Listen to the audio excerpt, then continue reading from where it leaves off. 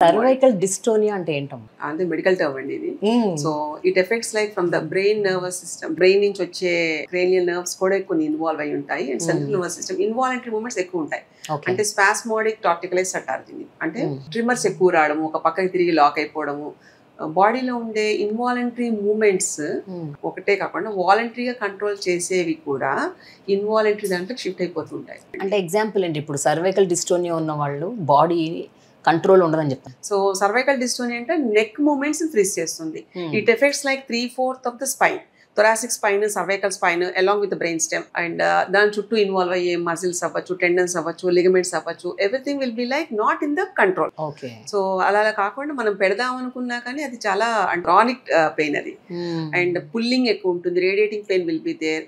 And కొంతమందికి అయితే నవల్లేరు, moment కూడా రాదనమాట సరిగ్గా. అండ్ ఏదైనా కొంచెం యాంగ్జైటీ ఉన్నా ఇవి ఎక్కువ ట్రిమర్స్ కనిపిస్తాయి, షాక్ లాగా. సో ఇది ఇలా లాక్ అయిపోతుంది, ఒక పక్కకి లాక్ అయిపోయి బెండ్ అయిపోయి స్పైన్ డీవియేషన్ వచ్చేస్తుంది. సో స్కాపులా బ్లేడ్ దగ్గర నుంచి, థొరాసిక్ దగ్గర నుంచి కూడా స్పైన్ లో మనకి చాలా క్లియర్ గా కనిపిస్తాయి ఈ మూమెంట్స్ అలైన్ అవ్వకుండా ఉన్నవన్నీ.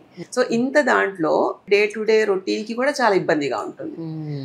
ఈవెన్ గ్రిప్ కొంతమందికి హ్యాండ్స్ కూడా ఉండదండి. సో అవి కూడా ట్రిమర్స్ లా వస్తాయి.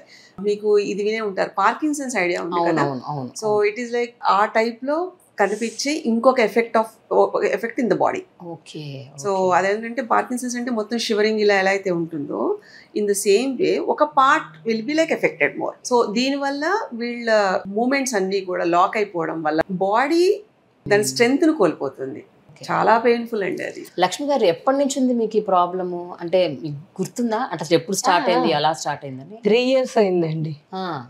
మా ఇంట్లో ఒక ఫంక్షన్ జరిగింది.